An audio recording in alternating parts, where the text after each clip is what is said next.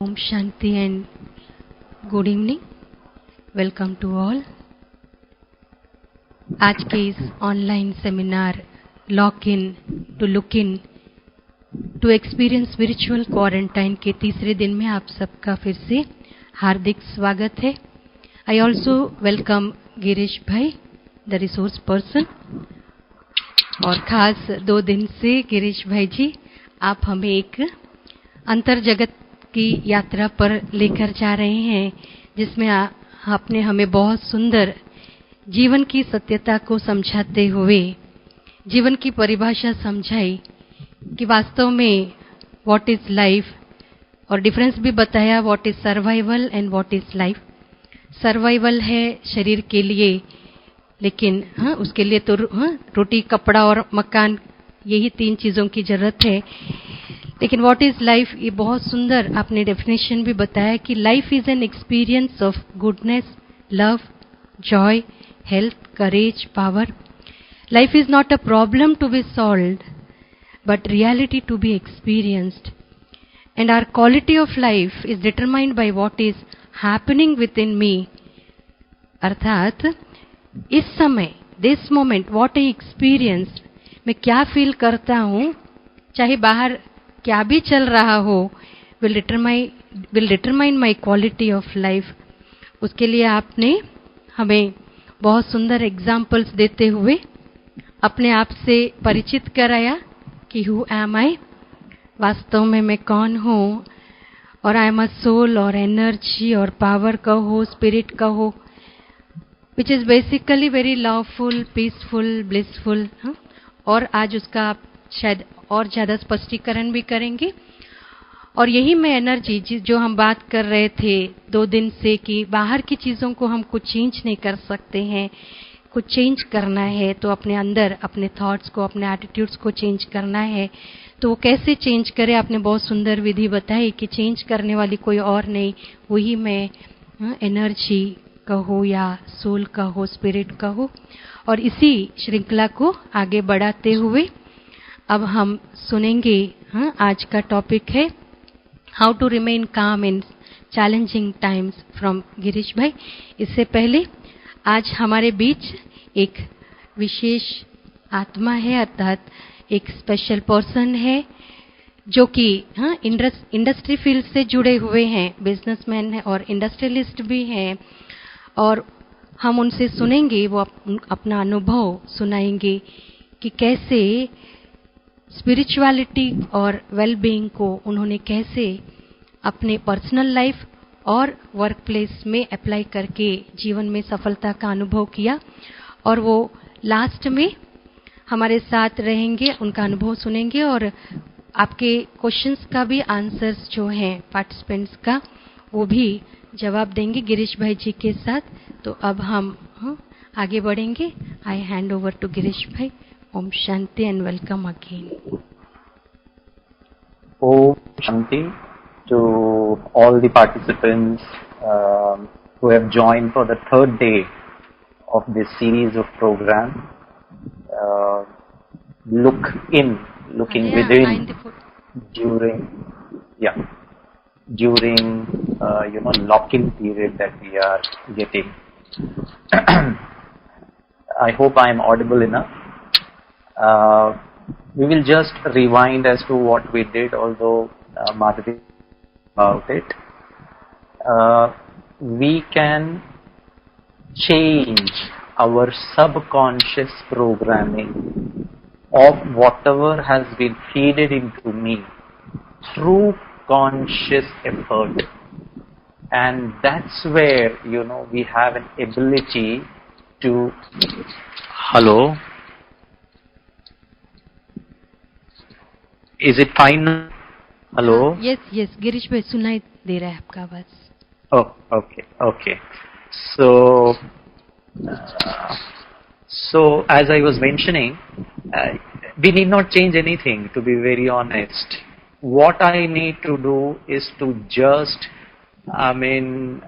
refill myself, reprogram myself with certain fundamental universal realities of life. And this is what I believe wisdom is, this is what spiritual knowledge is, this is what, in a very sensible way, I say it as it is very simple way of living a very meaningful and a beautiful life.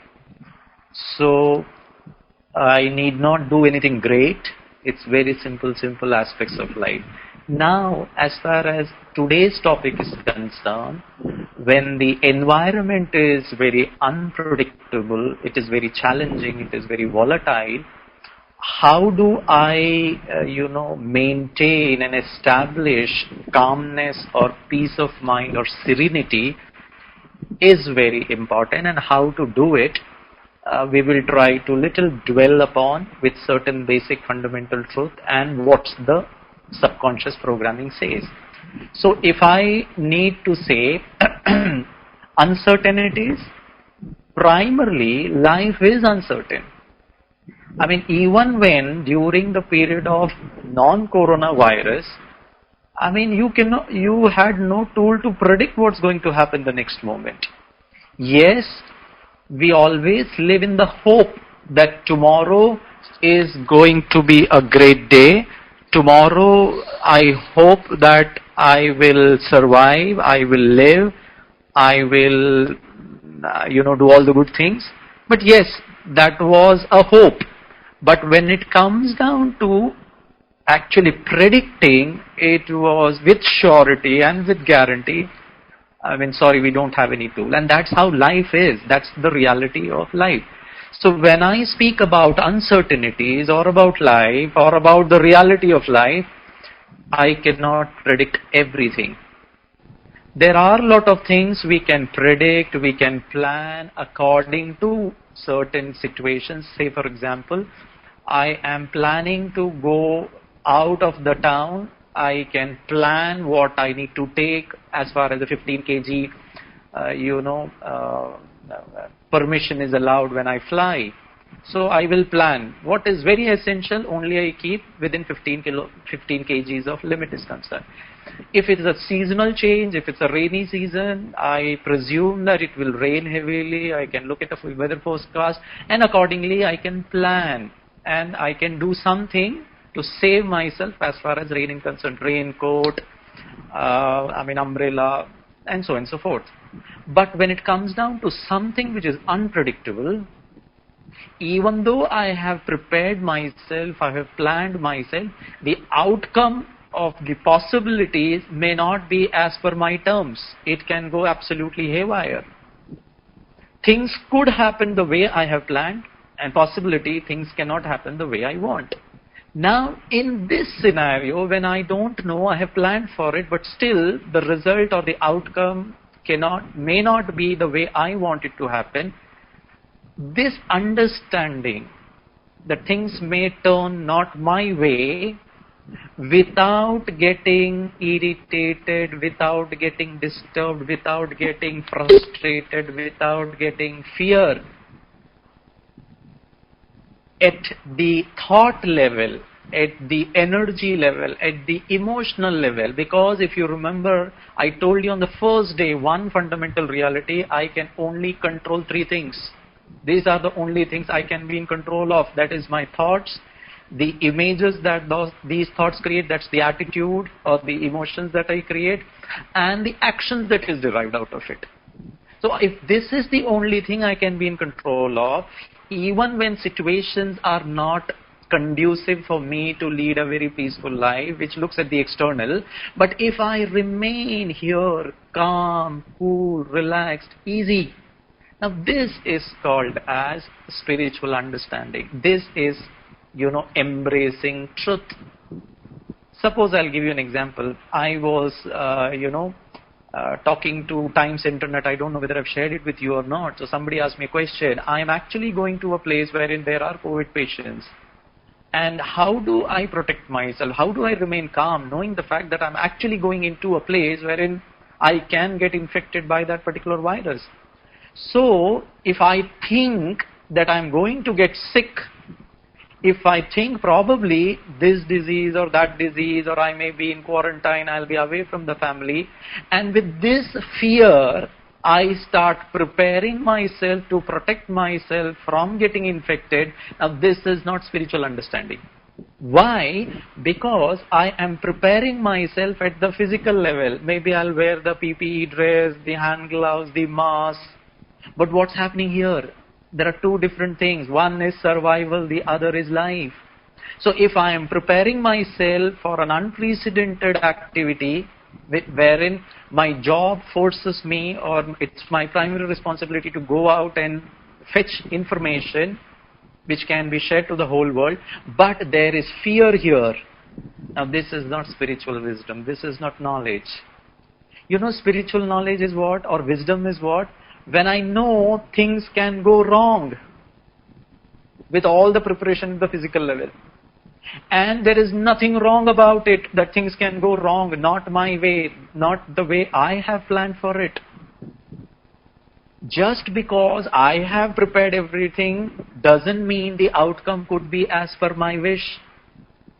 If I'm going to remain safe here, simultaneously, along with it, if I am prepared here, and then I go out, I will be able to enjoy life there.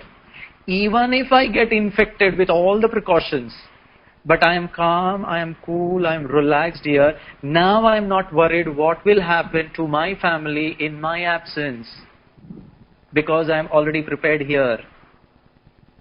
Maybe I will staying outside the family in a quarantine. I will support them mentally, emotionally, feeling. I can talk to them over the phone. Now this is how the combination of, or the relationship between what's happening outside and what's happening inside. If I keep thinking about what's going to go wrong, I mean, it's not spiritual wisdom. It is preparing myself mentally, emotionally, at the thought level, that I don't get worked up, I'm not anxious about it, I don't create fear, don't get psychotic, I'm not disturbed. Now this is where I say I am in complete control of myself. And yesterday we saw that I am different from this physical body, different from the costume, different from my qualification, my post, my gender, my nationality, my religion, my caste, my status, my position. All these things I have acquired, and originally I am an energy, a tiny spark, a tiny point of light. Now, at the survival level, yesterday we discussed, I need water to drink so that I survive. Why? Because this is, science says, the reality of the physical body is 80% of the body, or maybe 75-80% of the body is water. The major constituent of the body is water. And the moment the water level goes down, I need water. The body is such a wonderful machine. It gives me a message and I feel thirsty and I'll drink water. Now, what do I crave for in life, in relationship, with money, with status, with power? Why do I want money? Why do I want to have a cordial relationship? Why do I want my family to be okay? Why do I want my children to be settled down? Why do I want health for my parents? And if you look at all these things at the materialistic level, at the gross level, ultimately it will go down to one understanding, and that is, all of this will give me peace of mind. All of it will give me happiness, solace, joy, contentment. I want money as far as convenience is concerned, all the requirements is, but ultimately, through this, what I'm deriving out, what I'm actually looking out from money also as a means, not an end. Money is not an end. Post, position, these are just a means to attain the higher purpose of, as we discussed yesterday, is to be happy right now. The second understanding is, even if I have money, I don't have money, still I can establish peace, that's okay. But through money also, I can experience, I have conveniences. This is what my ultimate objective is. Why? Why am I craving? Why am I vying for peace and happiness? Because the soul is made out of it. I did not make the body 80% water. Huh? This is how the design is. No medical science, no technology, no nuclear physics has made it. This is how the design is. And it is common for every human being. Whether I put a chandanam here or I wear a cap being a Muslim, irrespective of it, 80% water, 80% of the body is water. Similarly, every soul, 100%, it is made of 7 innate qualities. That is peace, love, happiness, purity, power, knowledge, and bliss, ananda. This is what is the soul craving for through the physicality, through the limitedness, through money, success, aspirations, job, qualification, and all those things. And what unprecedented environment means? Like, I have planned for it, I have prepared myself for it. Even if the outcome is not as per my terms, it's perfectly fine. It's not negative thinking. Things may not happen the way I want is not negative thinking. It's being very positive actually. It's embracing reality. I will prepare for an outcome in case for some God forbidden reason the outcome is not as per my term. I have plan B, I have plan C. I will work hard for B, I will work hard for C. And I'll do it with love, I'll do it with passion, I'll do it with integrity. Just because the outcome of the first thing did not happen my way, why should I feel miserable? Why should I feel bad? I mean, if I can understand this and if I can tell this to the whole world, if the younger generation can understand this, so I need preparation at 2 levels. One at the physical level, one is how prepared I am, and this is called a spiritual knowledge. And if I need to speak about 4 aspects of any what you call unstable environment, it is called as, there is a coined word for it, it is called as VUCA. V is, it's very volatile. Anything can happen at any point of time. It cannot be, there is a particular pattern to it. Any moment this coronavirus, we don't know how the virus is behaving right now. We are predicting that it will, the curve will flatten and things may happen, but it's a volatile situation. Things at times can go out of control. Number 2, it is very uncertain. We don't know when, how much time. Third is C. C is, it's very complex. And complex is, on one hand, we are also looking at, helping people survive. But on the other end, it is about economy, it is about survival, it is about livelihood. I mean, it's a very complex situation. We little give relaxation on the economic front, it can have a boomerang effect and maybe the COVID cases can go up, we don't know. So it's all very complex and it's very ambiguous. I mean, there is no clarity as to if you take this approach, you will arrive at this particular, decision. So VUCA, and the solution to this unstable environment is also VUCA. And the first V is value. The value that I am made of. I am a valuable, peaceful star. So my value of myself is peace, happiness, power, integrity. I will share a very, realistic example. You might have come across this, you might have read it, there are a lot of movies made out of it. And it's a very realistic example. It happened in Mumbai, 26/11/2008. Was a bunch of, group of 10 people, we call them as terrorists. They came into Mumbai and they created havoc for almost around 4 days. Initially, the government of India, the intelligence forces, our government of Maharashtra, defense forces had no clue as to how many terrorists have come in. And by the time they actually came into Mumbai, they split into groups. They were completely prepared for, absolute massacre. They were very clear. Kill as much as you can, and in the process, even if I get killed, it is perfectly okay.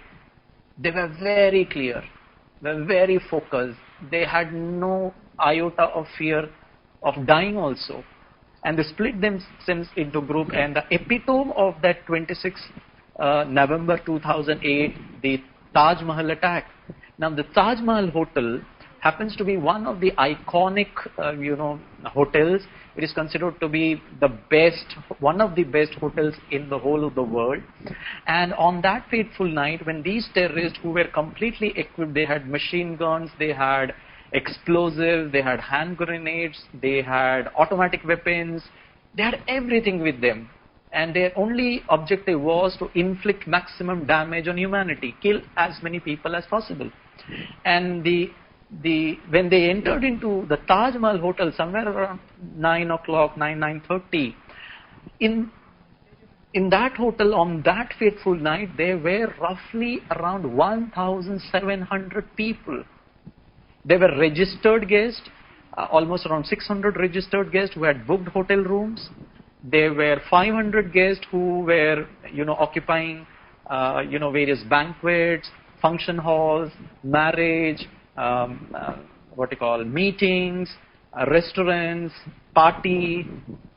And in addition to this 1,100 people, almost around 600 employees who would run the show, right from the general manager of the hotel to the security guard, to the back office, front office, chefs, housekeeping staff, everybody, mechanical engineering staff, electrical, purchase department, stores, telephone operators. So in all, 600 people were actually running the whole show.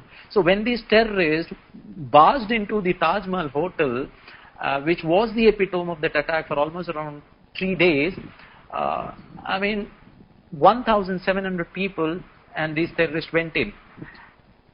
If you try to understand and try to analyze as a case study, we will find there is this professor called as Professor Dr. Rohit Deshpande from Harvard Business School. He did a little study about this particular case, and what he found was very wonderful information. How values, how integrity can help mitigate an unstable environment, a challenging situation. And you know what he found? It's a very startling information. 1,700 people, a couple of terrorists firing indiscriminately, absolutely inhumane, torturous to the core. And they did all that they could do. By the time the black commandos came in and they started engaging the terrorists, and the last terrorist was killed and the entire hotel was quarantined, by the time this all happened, out of 1,700 people, you would be very surprised to know only 34 people got killed in that particular hotel. And it was not because of the black commandos, it was not because of the defense forces, it was because of the 600 wonderful, beautiful, life-oriented people, not survival. They did not think about survival, they thought about life. And if I need to tell you one or two examples, there was this telephone operator whose primary job was to connect calls, incoming and outgoing calls, to the guest and outside. You know what she did? She latched her door, where she was working, her workstation. She is a single mother. Husband is not there. She is the only breadwinner. And she has got 2 kids back at home. And I understand, for an Indian mother, I will never ever would allow myself to get killed as far as my duty is concerned, because if I die, what will happen to my kids?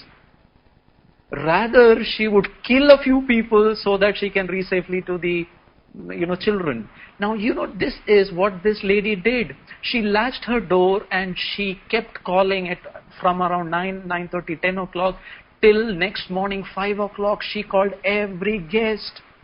And you know what she said? There is something happening, we don't know. What I want you to do is, please stay inside. This is what she told every guest.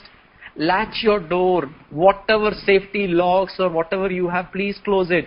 And whatever heavy things are there in your room, maybe a heavy cupboard or a dressing table or the bed, please push it against the door. And if you have seen the real CCTV footages of that terrorist attack, the Mumbai Taj attack, you might have seen in the corridors the terrorists coming back and running and hammering, trying to break open the door, but he was not able to.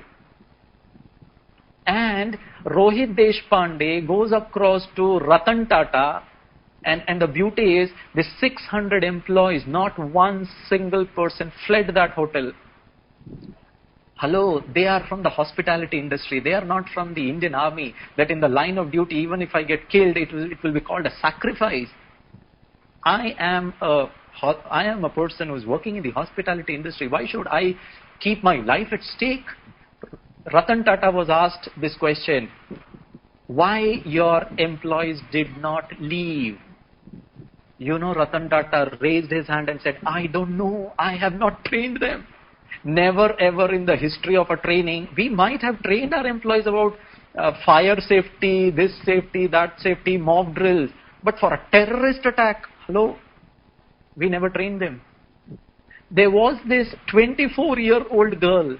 She has not even lived her life. 24 years is just starting a beautiful life. 24-year-old Punjabi girl, she was the banquet manager of one banquet, and Hindustan Unilever Limited's global board of directors meeting was happening there, and she was the banquet manager. She was to take care of all the guests. They had international directors, Indian directors, outgoing directors, incoming directors. That was a kind of meeting, farewell, all put together. And she was asked by Rohit Deshpande why you did not leave. And you know what she said? Now this is calmness. This is operating from some different dimension of human life. It's not about money. It's not about what will happen to me tomorrow. It's not about survival. It's not about fear. It's not about all those things. You know what she said? Now this is something very, very profound. She told Rohit Deshpande. There were 67 guests in that, meeting. 67, and this girl, Punjabi girl, said, 67 human lives are very important. How can I take a chance? Can you beat it? Hello, this is my job. My job is to take care of them, give them what they want, periods, call it off, and that's my life. Why should I care for you? And this is not taught in hotel management. This is not taught in a 4-year engineering course, unfortunately. It's all about me and it's all about competition. How do I defeat you and how I win? It's all about being better than you. It's not about thinking about you. Hello, I'm not asking you to become a saint. I am just saying, how can we mitigate and dilute an environment or a problem that we are all facing? And you know what she did? When the terrorists, lit the entire building on fire, and these people who were held up inside the rooms, now they had to somehow come out because of the smoke. And you know what they did? By the time the fire brigade broke open the window panes, the 4th floor, and they started, evacuating people through that windows. And the entire Tata staff, because it was completely pitch dark, they held hands and they stood as a human chain so that they can allow these guests, because they did not know where the fire exits were. And this girl, what she did, there was this Southeast Asia Pacific HR director. She was a Malayali lady.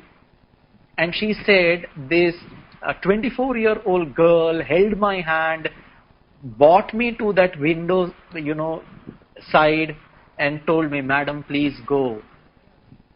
She could have also left that particular hotel, but she went back to fetch another guest. Look at the commitment, look at the, sincerity towards the Tatas. And if I need to tell you why these 600 people, Mr. Kang, who was the general manager of that particular hotel on that day, his wife and 2 children were killed at the 6th floor, point blank range. But he did not leave the hotel. Look at the conviction and the commitment. He said, my father worked in the Indian Army, so am I. Every guest is very important. That's the commitment. It's not work. It's my life. So today I am held up in my home. Work from home should also be life. And spending time with the family should also be life. Why should I get stressed out? It's all about managing my emotion, managing my time, managing my energies. If I can't manage myself, then I will never be able to manage the externalities. And what exactly happened? Only 34 people got killed. Taj Mahal. out of 34, almost around more than 17 were the hotel staff. It was a failed terrorist attack. They couldn't inflict maximum damage. And you know, it was these committed people, they didn't even had a kitchen knife to fight against automatic weapons, but still. And one of the reasons why this happened was because of the unique, selection process that the Tatas adopted. And they did not pick these, people whom they gave appointment to work in the Taj Mahal hotel. They did not go to metropolitan cities like Mumbai, Chennai, Bengaluru, Kolkata, or Delhi.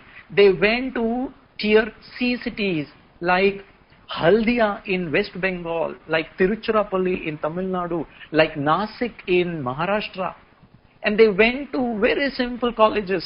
Suppose I want to recruit an engineer. They went to a simple engineering college. The selection officer asked only two simple questions to the placement professor. I want to list one, academically brilliant student. Number two, behaviorally sound, who has the right attitude, the right temperament, the right values. And in smaller cities, I think children today also take the blessings of the elder one. They will bow down and touch the feet of the elder, which we don't see it in the metropolitan city. Even if the teacher has scolded the child in the school or in the college, the child will have tremendous respect for the Guruji. Guru is like God. But we don't see it similar happening in metropolitan cities. Where are those fundamental values of life? It's all missing. And with little what is happening outside, I have plethora of reasons to complain about. This is not happening, that is not happening. And so these values are very important, number one. Number two is the understanding of the situation. And the understanding of the situation, as I told you, wisdom, is we can plan for the outcome. But if things doesn't happen, can I remain calm? I will do my best. So lockdown extended from May 3 to say 30th of May. It's okay. Can I enjoy being with the family? Can I do more productive tasks? Can I cut down on my time wasters? Can I cut down on my digital spending? Can I cut down on social medias? Let me spend little time. I mean, I have ample opportunities to reprogram my approach towards this. So it's all about what I call it as understanding. Number three is clarity. And what is clarity is, can I have clear-cut communication within myself? That, okay, things may not happen the way I want, but I give very clear commandments. It's okay, be peaceful within. I have no control over the externalities, but I have complete control. Can I remain silent? I'll give you a very wonderful story. It goes like this. There was this orator. Orator is, in Hindi you call it as, jo bhashan karta hai, like me, who speaks to a lot of people. So this orator was invited in a village, and they said, sir, please talk about the power of silence. So the orator said, fine. So tomorrow 9 o'clock morning I'll come and I will deliver a 1-hour talk. So as soon as this orator comes, he holds the mic and says, good morning friends. Today I stand here to speak about, can you tell me what am I going to speak about? So the entire villagers said, yes, you're going to speak about the power of silence. Then the orator said, if you already know what is the power of silence, then there is no need for me to speak. And he walked out royally. The villagers felt bad. They thought probably we have hurt his sentiment or an ego by saying that we already know what you're going to speak about. So they went across to this orator, begged and said, sir, we are extremely sorry. We think that we have hurt your ego. We are apologetic. Please do come tomorrow. And we will try not to hurt your sentiments. He said, fine, tomorrow 9 o'clock I'll be there. So the next day 9 o'clock, the whole of the villagers got together, and this orator very royally walked onto the stage, held the mic and said, good morning friends, do you know what topic I'm going to speak today? The entire village folks said, no, we don't know. So the orator said, if you don't even know what I'm going to speak about, so be it. And he walked out again. Oh God. The villagers got confused. They went across and they thought probably we have again hurt him by not even, prepared for that particular, telling him that yes, we know. So they went across to the orator and said, sir, we are extremely sorry. We hope that we will not commit the same mistake. We expect you to come and speak about the power of silence. We want to understand this, sir, please come. So he said, fine. And the villagers planned for the third day. Because when they said, yes, we know what you're going to speak about, he walked out. When they said no, then also he walked out. So they decided that what to do. So the orator, as usual, came the third day, held the mic and said with a lot of energy, said, good morning, friends. Do you know what I'm going to speak about? 50% of the audience said yes, and 50% of the audience said no. Now they thought they have caught the orator. The orator was damn too smart. He looked at the 50% of the people who said no. He told them, please, he looked at the whole audience and he looked at the 50% of the people who said that they know what he's going to speak about. He replied, 50% of the people who know what I'm going to speak about, please tell to the remaining 50% of the people what I'm going to speak about, and again walked out. Oh God. The villagers got thoroughly confused. They could make out that the orator is neither hurt nor his ego is hurt. He is trying to communicate some message which they are not able to pick up. They go across to the village wise man, headman, an old guy. They shared the entire story, day 1, day 2, day 3, and they said, what do we do? Because when we say we know, he goes off. When we say we don't know, then also he walked out. 50% said yes, 50% said no, then also he walked out. Now what are we supposed to do? We have left with no option.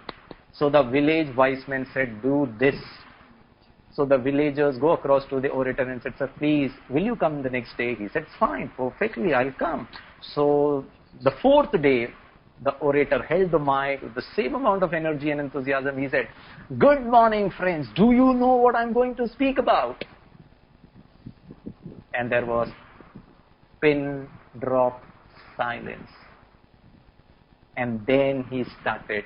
He said, until and unless somebody is silent, S-I-L-E-N-T, we will not be able to rejumble the alphabet, L-I-S-T-E-N. We will not be able to listen to life. We are all listening to the chattering. We are all listening to the subconscious fears. And if I need to tell you about fear, because somebody asked a question yesterday, actually you're not scared of the darkness. You're actually scared of what's in it or what's not in it. You are not afraid of heights. You are afraid of falling. You're not afraid of people around you. They are just afraid of rejection. They are there, but will they accept me? You are not afraid of love. You're just afraid of not being loved back. You are not afraid of let go, whether it is accidental death or a natural death. You are just afraid to accept the reality that he's gone. And that's the truth. Whether it was sudden, whether it was planned, the reality is gone. Now, to accept the reality, then I will not have any fear. You are not afraid to try again. You are just afraid of getting hurt for the same reason. I do the same thing. You may not like it. You will get angry. Now I can't stand you. So I am afraid of doing the same thing for you. So if you look at fear during COVID-19, it is nothing but a weak mind. And this is where calmness comes into picture. I, the soul. Calmness, I and you need not do anything to become calm. I and you need not do any effort to become peaceful because I am peace. Let me be in a state of soul consciousness, and that's how these values will help me survive. So if as I was mentioning, V for values, U for understanding, C for clarity of communication, and A is agility. How fast, how flexible I am, how fast I can turn. I have asked my child to do the homework. He is not listening to me. He's glued to the television set, and my blood pressure is surging. I have asked him umpteen times to switch off the TV. My temperament, I'm losing it. I'm losing my patience, and my anger level is going up. How fast you can, the agility to switch off and switch on. From a state of getting impacted by the environment to a state of inner being, because my inner sacred space is by default very cool. The AC is actually on. Calmness is considered to be the cradle of power. If I can remain calm, all the powers which I want, I can use it.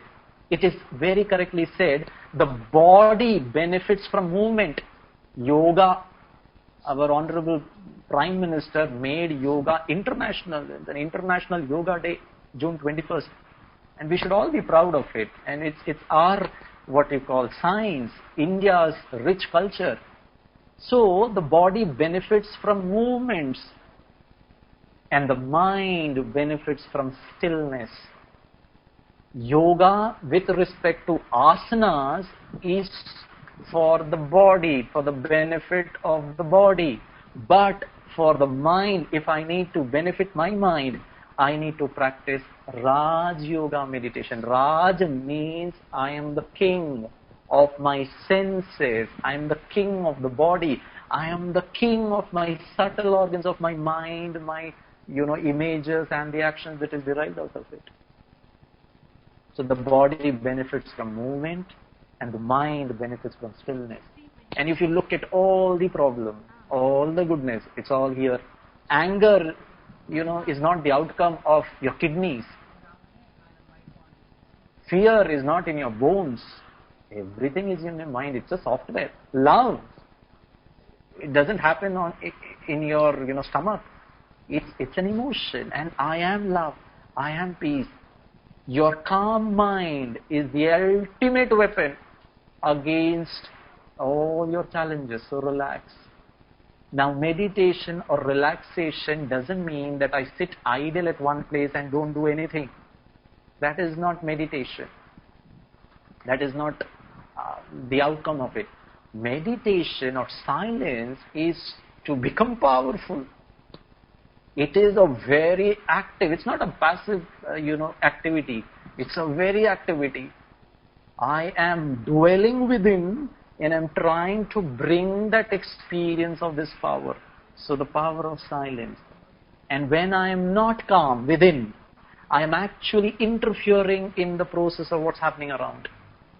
Although there is already some distress by COVID-19 from lockdown, we can't go out, we can't do morning exercises, we are all held up together in one particular place, we don't get our privacy, our freedom, a lot of issues.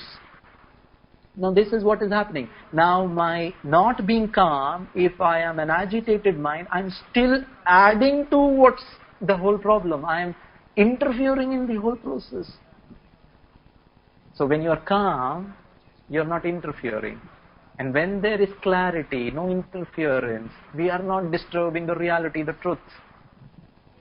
Too many thoughts, too many feelings, too many mixture of emotions, too much to prove, too much to say, too much to tell the whole world.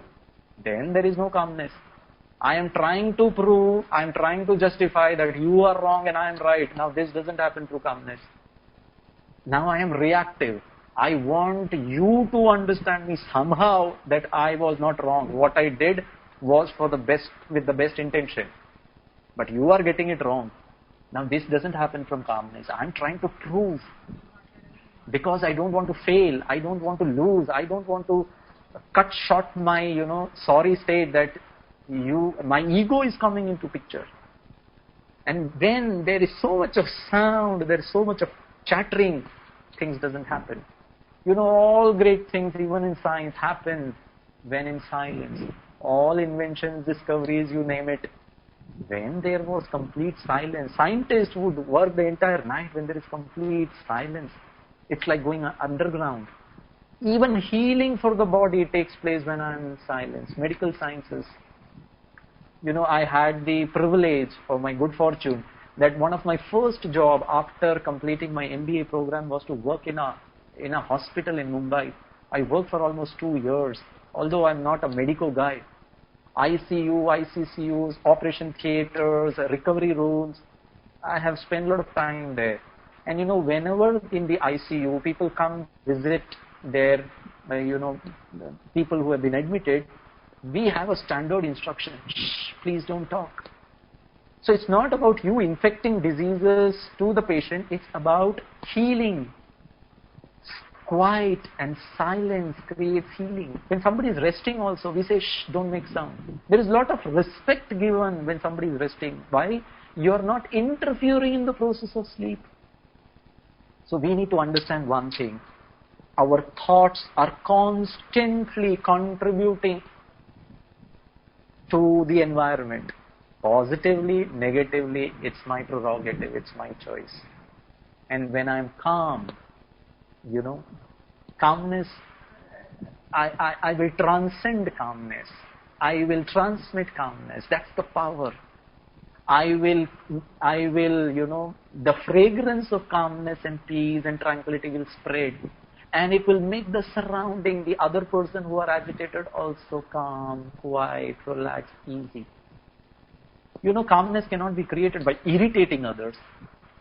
I cannot sit and I say, I don't want to talk to anybody, don't ask me anything, don't think about me, I will not have food, I will be like this just because things did not happen my way. Now I'm not creating calmness to my parents, to my elders, to my subordinates, to my youngsters. It is, I will call that your mood is off. This is not calmness. Calmness is contributing. If I'm calm, it will contribute. It's very simple. Suppose I'm in distress. I appeared for an exam and things did not happen the way I want. My dad came across to me and said, don't worry, young man, everything will be fine. It's okay, we are there, you can try again. You know what he's doing? Calmness is reassuring me. Calmness is soothing me. Calmness is giving me confidence. Calmness builds trust. Wow, nothing to worry about. My dad is there. He is there to support me. Let me study once again very hard to crack the exam, the entrance exam. The calmness is giving me security. I am insecure. I flunked in that paper. I don't know what's going to happen, what the whole world will say. But my dad was an epitome of sense of calmness, of tranquility, of power. Oh God, he's my hero. He gave me the reassurance.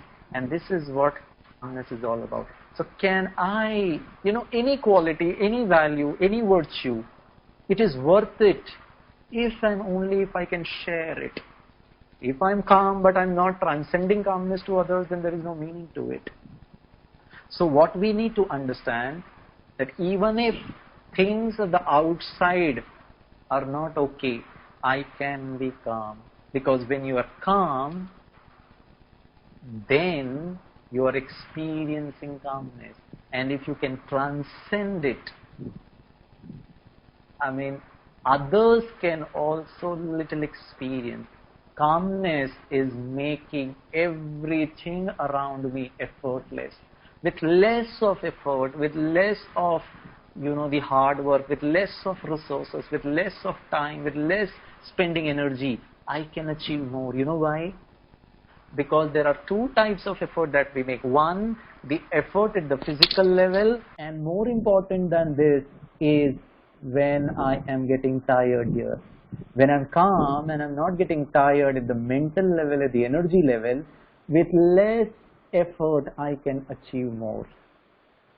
And this is where I think today it's high time that we give this happiness, the calmness to everybody around me.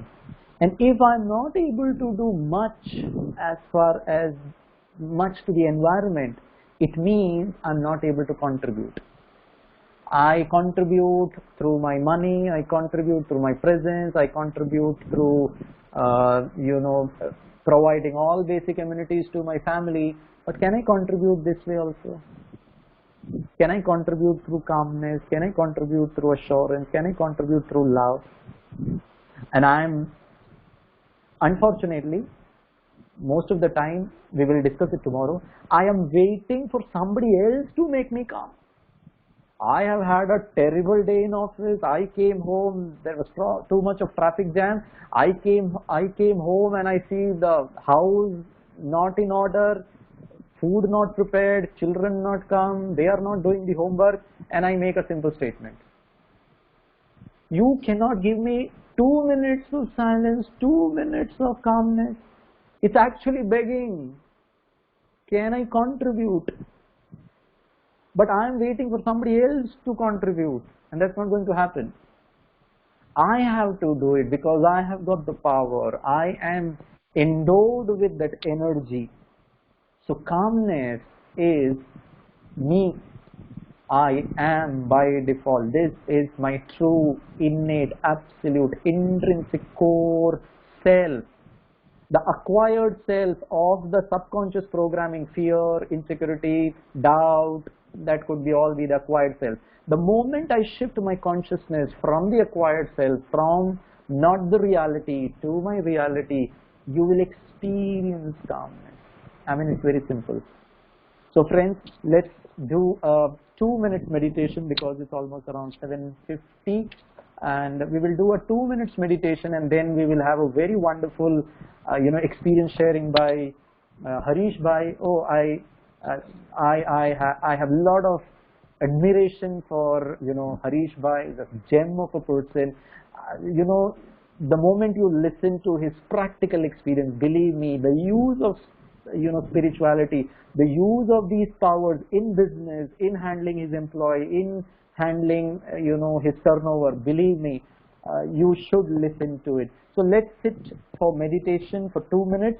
Tomorrow we will see how we can transcend this self into relationship, making it more stronger emotional bond. We will understand what emotional intelligence is. We will try to understand how it can impact our relationship and our health, and how to strengthen our emotional bond. So friends, close your eyes.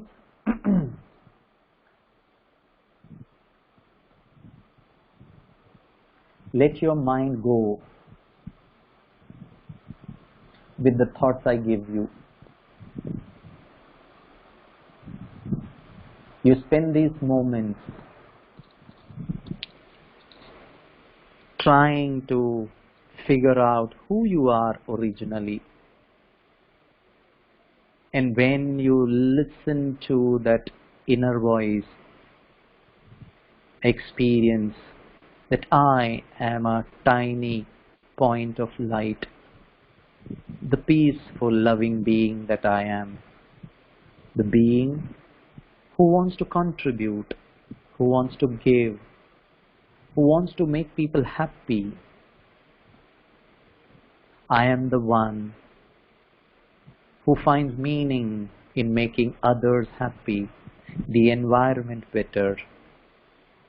I am the one who is carrying calmness, peace, happiness, love, the fragrance of these beautiful values and virtues wherever I go.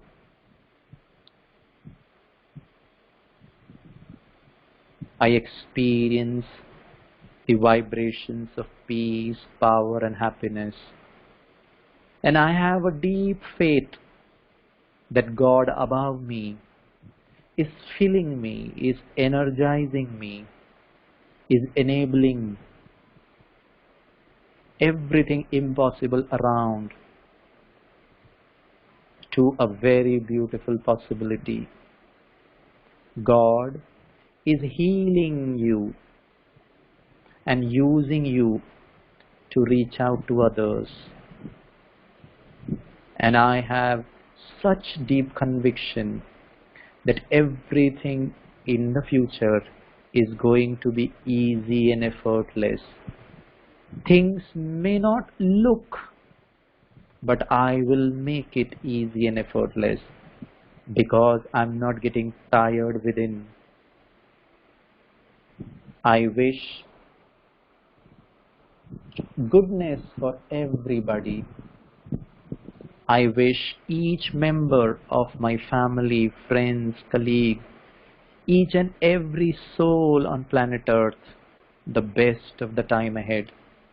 Lot of strength to people who are ill, lot of patience to those who are having difficult relationship, lot of faith to people who are in complicated situation. Most of all, I wish God's company, God's hand of blessing for everyone. I wish good for everybody, health, wealth and happiness forever to everybody. Om Shanti. Slowly open your eyes. Thank you so much, friends. I want you to be there, and I want Harish Bhai to come in and share his experience. Thank you. Om Shanti. Girish भाई जी, आपका बहुत बहुत धन्यवाद। बहुत सुंदर अनुभव कराया और मैं समझती हूँ आज का आपका सुनने के बाद मन सबका शांत हो ही गया होगा। और अब मैं वेलकम करती हूँ हरीश भाई जी को, जो कि मुंबई से हैं। वो अपना अनुभव शेयर करेंगे, लेकिन उससे पहले उनसे मैं सबको उनसे परिचित कराना चाहूंगी। हरीश भाई, वीडियो, हरीश भाई आपका वीडियो नहीं है। I am there, sister. My video is on. Okay, yes. Welcome Harish bhai. Welcome to this seminar. Thank you, sister. Yes. Harish bhai जो है, Harish Mehta ji is a regular student at Brahma Kumaris Raj Yoga Center. He is practicing Raj Yoga meditation since year 2003. That is from past 17 years. He coordinates various programs of business and industry wing of Brahma Kumaris across the country and programs at Brahma Kumaris headquarters at Mount Abu for past 12 years along with Brahma Kumaris sisters. He has done his M.Tech Electrical from IIT Mumbai and a business management from St. Xavier's. Professionally, he is a chartered electrical engineer, fellow of Institution of Engineers. He operates the business of consulting electrical engineering services in name of Power Linker in his capacity as CEO for past 36 years for Indian corporate sector and projects in countries abroad like Gulf countries and in Indonesia. He blends ably his day-to-day professional activities and family life with spirituality learned through Raj Yoga meditation. और हमारा ये सौभाग्य रहा कि हरीश भाई जी के साथ हम सेवाओं में काफी समय साथ रहे। और हरीश भाई जी की ये विशेषता है, इतना बड़ा अपना बिजनेस होते हुए भी वो कैसे स्पिरिचुअलिटी के आधार से बिजी रहते हुए भी बहुत इजी रहते हैं और अपने प्रोफेशनल और जो है पर्सनल लाइफ में कैसे वेरी डाउन टू अर्थ रहते हुए हर चीज को बहुत इजीली हैंडल करते हुए सदा हर्षित मुख रहते हैं विदाउट एनी टेंशन। तो हरीश भाई जी, आप अपना अनुभव शेयर करेंगे। ओवर टू हरीश भाई। Thank you, Madhaviban. Om Shanti. Om Shanti, all my divine brothers and sisters on webinar. And Om Shanti, Girish Bhai, Vamshi Bhai, and all Shanti Sarovar brothers and sisters. I'm sure all of you are fine and in good health. Maybe in a lockdown, but you are looking in with Girish Bhai. We had last 3 days of wonderful sessions from Girish Bhai. I too also had been one of the participants there and enjoyed the 3 sessions. Maybe when you listen to Girish Bhai, Madhaviban, sometimes you as a participant or attendees may think it's nice to speak sitting there in a Brahma Kumari service center. It is nice to teach to everybody, but put it into practice is really not possible. Please come out and be a part of the corporate world. You will realize how difficult it is. So I am here as the one among you to share what really the experience of my association with Brahma Kumaris. In first place, let me tell you, I came in contact with Brahma Kumari in 2003 after many push and pulls. Not that I came in very easily, because always I thought this is not my cup of tea, this is not my requirement, this is not my age to start doing spirituality. I thought I'll do it when I get retired. But I think today when I look back, I feel I was too late to come and join with the Brahma Kumaris. So having said that, let me start sharing my experience with you people and say that from my childhood, I was brought up to my young age till I graduated as simply a highly disciplined individual, always to be perfectionist, always to be disciplined, and utilize every second of my time that is available to me. It was fine as far as my individual was concerned, and this was brought to me because on my mother's side, in the family, I had almost 8 either teacher or the professors in the house, and my father's side today we cousins. Out of 20, each one of them are either an engineer and a doctor.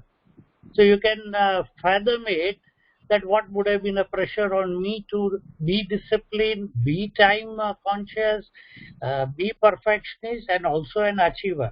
Okay, I came right way. I did all that. I came with a good colors, and after about working for 11 years for the same Tatas, what Girish Bhai said, those companies, I came out like every IITian comes out and started my entrepreneurship. And since I had done that for almost 32 years, I thought everyone else also has to be disciplined, utilizing their each and every second, be perfectionist, and be achiever and deliver the things for my customer, for my project, for my all quality requirements. But then I think each one of you will agree that does not happen so easily in today's life. It's very difficult. And that ultimately, along with them, although I achieved everything in past so many years, I achieved financially wonderful. I achieved commercially, project-wise, very nicely, very good. But then, before coming into contact with Brahma Kumaris, I also achieved a wonderful ego. To become a very egoistic person, because when you are educated and when you get success, when you get money, automatically the ego came. And the moment the ego comes in and they find that it has taken an inroad, here is the house where I can enter, automatically the anger came in. Very nicely, quietly, a very angry person. And angry to that extent that the first person who goes out of my cabin and when I call, okay, call XYZ manager, who had already gave me a call that, sir, I wish to discuss it. And he will say, no, sir, it is not complete today, I'll come tomorrow. And when he comes next day, when I asked him, why you did not come yesterday, you said that, sir, I saw the face of the person who came out of your room yesterday. So I never believed that I should be going in today. And angry in the sense, sometimes outside, I never knew. Outside people were talking, if a half a cup of tea or a cup of tea you want to boil it, just go and put it on the head of Mr. Mehta. It will get boiled by itself. You don't need to go to gas, And it was so much perfectionist that even the bad luck of my residential society secretary, that if he is on the lift door and if I come out of my house, he will drop going through that lift, he will go back inside the house, because he knew by the time he goes down 9 floors, he will find lot of things about the building. He will say, 3 cars are not parked properly. There are 2 cars who are of a guest. Did you look into it? Yesterday night the watchman was sleeping. These are the corners which are bad. Oh, he had a very bad karma that he was on the same floor as that I was. This was the anger. But then, through my good luck, my some good karma, I came in contact with Brahma Kumaris. Initial 6 months or 1 year, I never accepted that as a spiritual organization. I didn't understood much. I used to attend what we call it is a daily murli.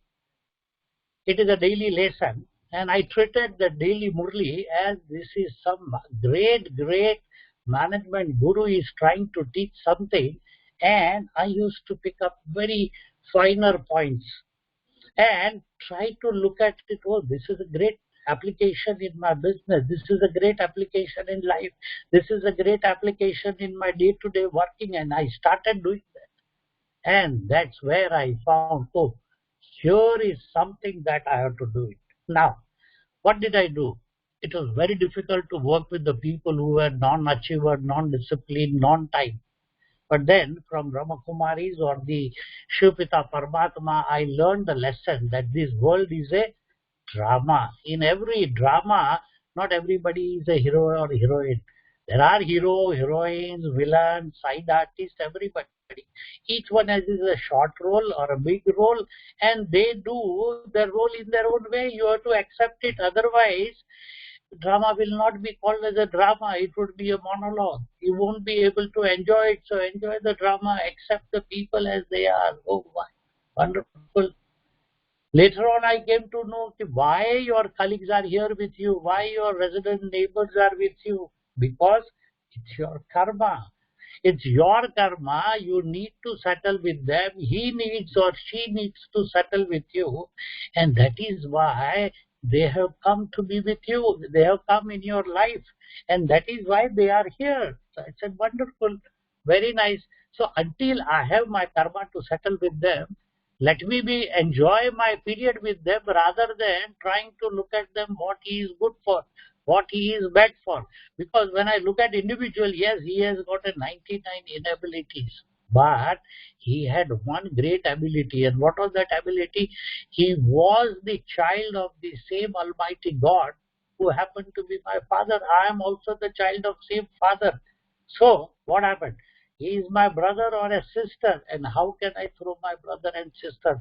How can I talk harsh to them? I have to talk to them with all that love, happiness, bliss, everything. I started changing consciously. It was not easy. It has taken me a long time, plus 10 years, plus 12 years. It was very difficult to be with that. I started, yes, it is my karma, that I have to do it, and that is what. So how did I do that? It's very simple. We are taught. Earlier, as a conventional life, a small thing also I used to go into the detail, put the logic, who did this wrong, how he did, where he did, what made him to do it, when he did, and make a small thing into a big mountain. But then, later on, from the teachings here, what was the thought? Make a mountain to a mustard and mustard to a cotton. यानी पहाड़ को राई बनाओ और राई को रुई बनाओ.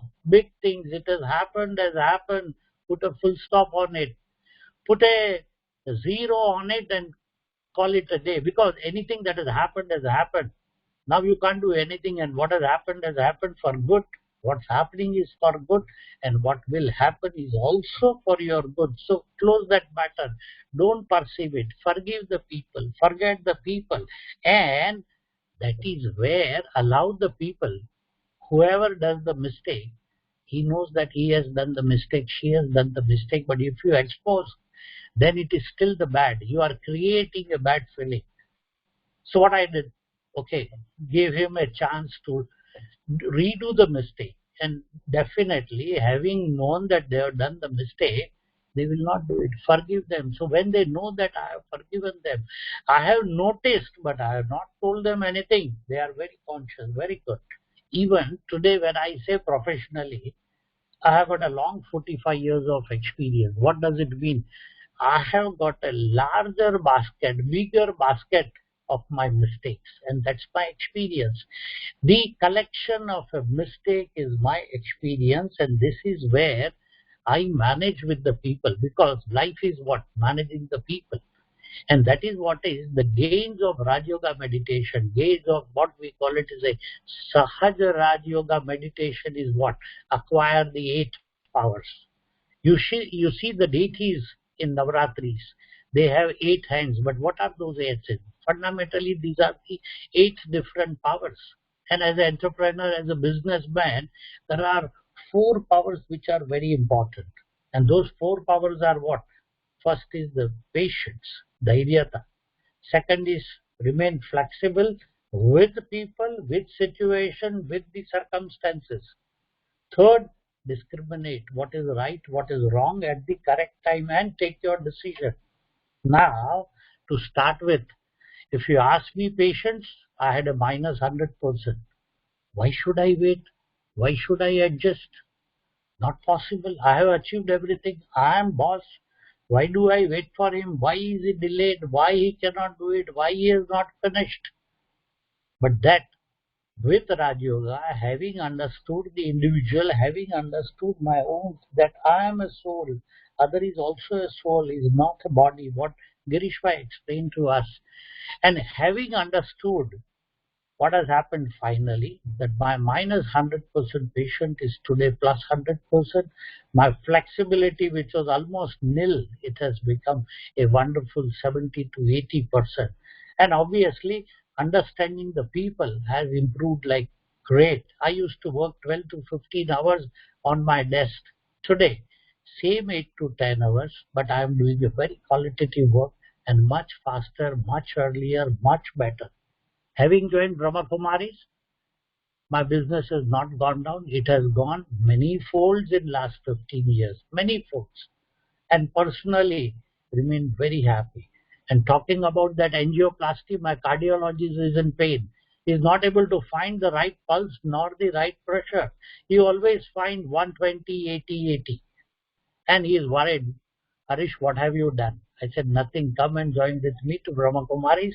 All your pressure also would be wonderful. So full gains of this Raj Yoga meditation, being with them. And as sister said, I coordinate the program. Just I'll take one more minute. Coordinate a program in Abu. We have a conference of 5,000 people. And I get 500 volunteers to assist me. Out of that 500, I know only 50. Other 450 are unknown. Imagine a 5-day program. A day before you get 450 unknown people. You don't know their abilities. You don't know their qualification. You don't know how their reaction.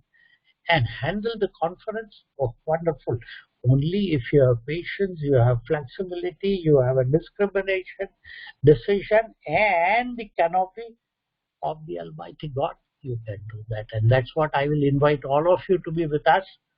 Enjoy your life, prosper in your life, and what we say, gain health, wealth, and happiness. I wish all of you a wonderful lockdown time and early lifting my good wishes that we get out of this lockdown very fast and have a wonderful evening. Thank you very much. Thank you, Madhvi Ben. Thank you, Girish Bhai and Vamshi Bhai. Everybody, thank you. I have a Thank you, question. Harish Bhai. Welcome. I have a question for Harish Bhai. Yeah, tell me. Can I ask you? Yeah, welcome. This is Welcome, from the Girish Bhai. participant side also. Now, what will happen to your business? Are you worried about your business, or how are you going to plan for your business, or how, when the lockdown gets over, how do you take care of your people? I mean, a lot of speculation. Absolutely. How do you handle it? What's going on in your mind? Okay. Girish Bhai, to be very frank, my participant may not agree that it may be an hypothetical, but to agree with you, before coming to Brahma Kumaris, in my 32 years of career, possibly together I never took 35 days of leave to go out somewhere. And I got used to that when I go to those 5 days or 7 days of program at Abu, and this is 40 days. Every time I leave everything what is to be done is to Almighty God.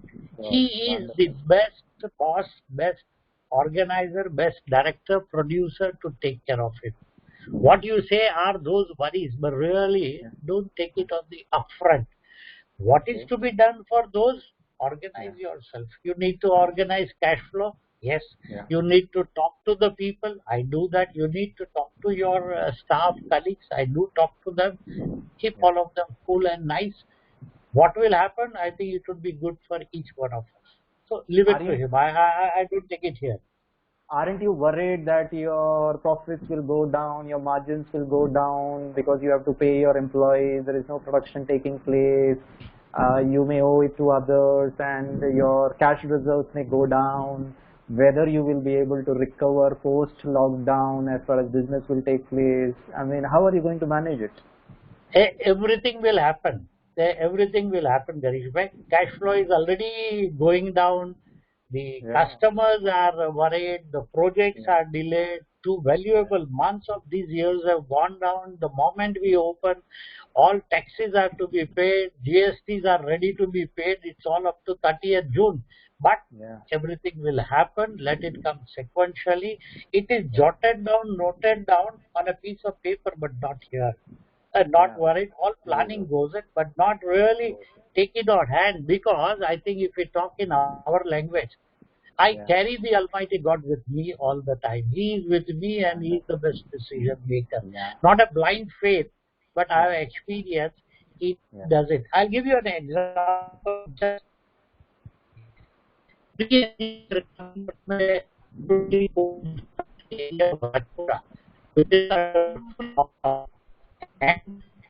Hello. I was really worried how do Rajasthan, Gujarat, Maharashtra. I'm sure they will get caught somewhere and put into quarantine. Is that my voice? Yeah, we were not able to hear. Can you repeat again? Okay. Sorry. So just last 2 days, my people were coming, returning 3 engineers from one super thermal power station in Punjab, the place called area. How they would reach to Maharashtra. Yeah, we can't hear you, Harish bhai. Okay. Om Shanti Harish भाई. Are you okay now? Can you hear me? हाँ, अभी सुनाई दे. Can you hear me now? अनुभव नहीं सुन पाए. Yes, yeah, Punjab. From there you need to start. So in 2 days I was really worried how they would reach all these crossing 5 or 6 borders. But I just left it to yoga. I was just sitting with the God at every border that they were approaching. I said, look, blank those CRPF and blank those policemen. They are the genuine case.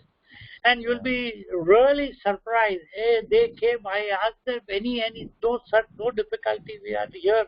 We have reached Mumbai. So have a faith with them. And the most important, the day 2003, I came in contact with Brahma Kumaris. Karmas, great. I am very, very careful. Not only the action, not only the talking vocabulary, but even by the thought or a sankalp. Very important. I used to have a little tough vocabulary. आपसे नहीं होता है तो यहाँ क्यों आए हो? That was pre-2003. If you can't do it, why do you come here? आप जल्दी से जो करना है, please tell me immediately. Don't waste my time. Come on this. अगर आपको मेरी consultancy नहीं चाहिए, if these are my fee नहीं चाहिए, please find another door.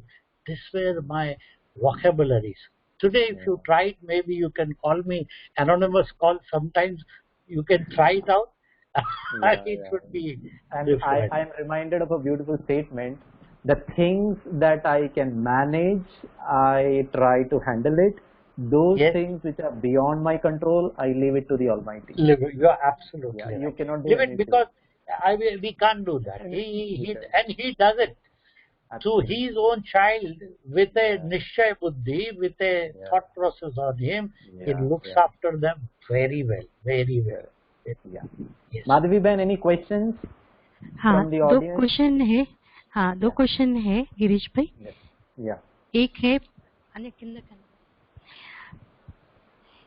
एक है किसी ने पूछा है, can values be imbibed in any person irrespective of how they are?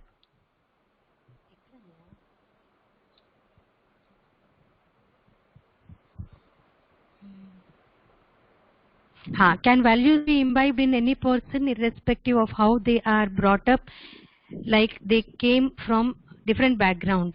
है ना, कैसे भी बैकग्राउंड से आप आए हैं लेकिन वैल्यूज को आप इम्बाइब कर सकते हैं क्या? I'll give you a very simple logical example. It's not the environment, it is who you are and what is important for you in terms of the qualities. You can make your life like this. In a family, there were, it was a disturbed family. The husband, the father was a drunkard, and he would not take care of the family. He would, physically abuse, torture the wife, and he never looked after the children. And after a lot of years, one of the two brothers, he went on to become a statesman of a country, and he became very famous. And he was asked a question, how did you become like this? And he said, it is because of my drunkard father, and he never cared for us. He always tortured my mother. So I wanted to do something, and I wanted to grow, I wanted to contribute, and look, I am a statesman of the country. So the interviewer asked, what about your brother? So he said, he is in the jail. He said, how come he is behind the bar? So the reporter went across to this person, the younger brother, and he said, why are you here?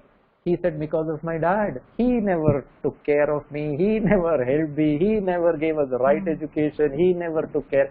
Now, the situation is the same. Look at the values of two different people. It is what you do with yourself in the same situation will either make you or break you. So yes, it is, our thoughts, our emotions, we can change consciously. As I was mentioning, our subconscious programming of fear, pain, or whatever can be changed through awareness, through a very deliberate process of consciously being aware of who I am originally, what is my true potential, my true strength, and that is what we call it as meditation. It is reprogramming of my mind, reprogramming of my values. It is 100% possible. I mean, Harish Bhai is a living example. If he was so, a person who would get angry at the tip of a button, today he is so serene. He has changed himself. He is a living example. Working in the business field and becoming such a serene and inspirational figure for all of us. Yeah. हाँ, और ये शायद आप कल और परसों के session में और उनको अनुभव भी हो जाएगा मेडिटेशन से कि कैसे चेंज कर सकते हैं. और एक क्वेश्चन है गिरीश भाई, most of the times due to hectic office schedule we are not able to give time to our family members. How justified is this? Yeah, Harish Bhai will answer. Yes. I think you have a ample time to give it to your family, friends, and your parties and everything. The first thing is what we call it is a vyarth. What we call it is a vyarth. I think my voice has gone again. No, it's there. नहीं, आ रहा है. Is there? It is coming, Harish. So what we call it is a vyarth and a waste. Yeah, what we call it is a vyarth or a waste that we need to identify it. I told you the power of discrimination. After the meditation, when you acquire those power of discrimination on my table, what I do it is, I try to look at it. Is this really worth taking on my table? No, I give it to the next one, the next deputy or otherwise. I trust the person. I trust the person and give it to me, number one. And number two, I don't think of something going wrong. I think always positive. I do always positive. And when I do that, I think I mentioned in my experience, I was the person who used to be on the desk 12 to 14 or 15 hours. Today, I am there for 8 to 10 hours. And Madhvi Ben is an example that anytime for seva, anywhere they are asking, yes ma'am, yes sister, I am available. Now where does that come? At the same time I said, my business has not gone down, it has increased multiple. So it is possible. Like another question that has followed, which I am able to read, that by just putting down on paper, is it that your God will take care? No, it does not mean the inaction on my side. I am putting my worries over by trying to constantly think what will happen, how will it happen, who will do it, what will do it. No, today I am worried my server, it's on for last 40 days. I am unable to approach. What will happen to that server? Okay, the day I go, I will see. I am unable to do anything on that. Many things that can happen, many things that can happen to my instruments also. But you can't keep worrying. Yes, you need to take the necessary action on that. So once you are in with your positive thoughts, lot of waste thoughts have gone, negative thoughts and the negative actions that we initiate in our life has gone. Ordinary thoughts have gone. Only positive thoughts, positive actions, once they are there, I am sure you will have ample of time for your wives and friends both, and for your parties too, easily. Yes, Madhu. और हरीश भाई, मैं तो ये समझती हूँ जो आपने कहा है कि वेस्ट और नेगेटिव से मुक्त होकर पॉजिटिव थॉट्स हम क्रिएट करके अपनी स्थिति को भी बना सकते हैं, समय भी दे सकते हैं। और शायद ये पॉजिटिव थॉट्स भी हमको मिलते हैं कहाँ से? स्पिरिचुअल नॉलेज से। तो ये स्पिरिचुअल नॉलेज के आधार से जो हम थॉट्स क्रिएट करते हैं और कैसी भी परिस्थिति में भी, हलचल की स्थिति में भी अच्छा लडोल, ये मैंने हरीश भाई जी में प्रैक्टिकली देखा है कि जब हम माउंट आबू में इतना बड़ा कॉन्फ्रेंस करते हैं जहाँ 5,000 लोग हैं और वो कोऑर्डिनेट करते हैं पूरे प्रोग्राम का, एक स्टेज का भी देखा जाए तो गेस्ट का भी, और सभी सब बातें होती हैं, बहुत सारी बातें। लेकिन जब भी हरीश भाई के पास उस समय जाएंगे तो हरीश भाई का चेहरा एकदम मन भी शांत, तो हाँ, चेहरा भी एकदम पीसफुल रहता है। It is very easy for all of us to approach to him at that moment. तो हमको बहुत सॉल्यूशंस भी इतने आसानी से मिल जाते हैं और काम करना हरीश भाई के साथ तो सबको बहुत मजा आता है। तो ये सभी भी कैसे हो रहा है कि इतना। I would love to add one beautiful quote, giving problems to the Almighty. We suffer more from our imagination than the reality. Yes. Right बात है। हम unnecessarily we make some psychological drama here, ऐसा होगा वैसा होगा, अगर कुछ हो गया नहीं हो गया, we don't know. So why worry here? I mean, what you can do, control it. What you cannot, just leave it. And God is the best person to handle it, if at all. I mean, somebody believes in God, definitely he handles it. Good will happen because you have good wish for everybody. और एक last question है गिरीश भाई, किसने पूछा है, what is the complete definition of silence? और complete definition of silence. Silence is something cannot be defined. It's something that needs to be experienced.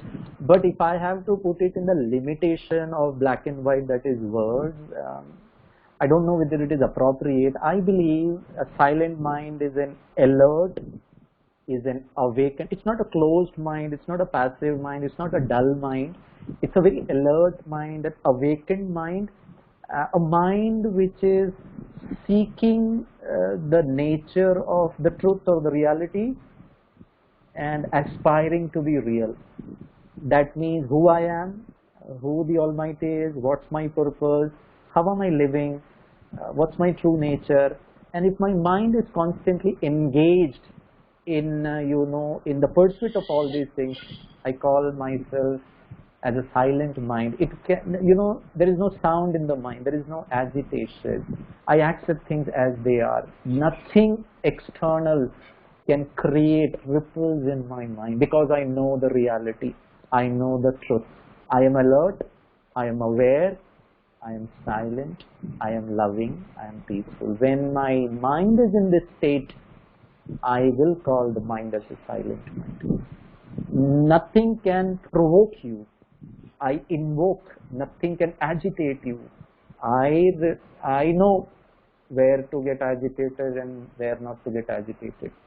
And I will always choose consciously to be in a state of non-agitation, that is peace.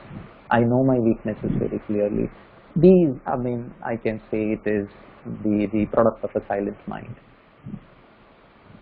Okay. Yeah, I have one more question. VUCA. So if you look at negatively, VUCA, I just got it down. VUCA means V for volatility, U for uncertainty, C for complexity, and A for ambiguity. And vis-a-vis, if you look at from the inner perspective, V means values, values of the soul. U means understanding of the self and the surroundings. C means clarity of communication. I'm very clear. And A means agility, how fast I can turn. I know somebody is provoking me, but I can move very easily to a state of silence. I hope you have got it. I will type it down if you want. V is values, U is understanding, C is clarity of communication, and A is agility. Okay, thank you Girish भाई। जो भी सुन रहे हैं participants, कल और परसों जो sessions हुए हैं उसका लिंक आपको चैट में मिल जाएगा अभी, और आज का कल हम लिंक दे देंगे ताकि आप रिवाइज कर सकते हैं कल का, परसों का और आज का भी कल आने से पहले, ताकि वो फ्लो जो है बहुत इजी हो जाएगा समझना। Thank you very much Girish भाई, और हरीश भाई जी आपका भी बहुत बहुत धन्यवाद। दोनों भी मुंबई से हैं, लेकिन इतना सुंदर हम सबको। It's always a pleasure listening to and be with Harish bhai. You are full of energy. You bring in a lot of what you call spirit. Yeah. You make our spirits very high. You are a living example of the values. Too good. And thank you so much. Thank you. It is all Baba's Kamal, you know. Actually, yeah, we know that. Thank you everybody. Thank you well. Thank you. Okay, thank you. तो फिर से कल मिलेंगे sharp 7 बजे, लेकिन सभी थोड़ा पहले ही लॉग इन हो जाइएगा ताकि एकदम 7 बजे without any disturbance we can start the session. Thank you so much. ओम शांति।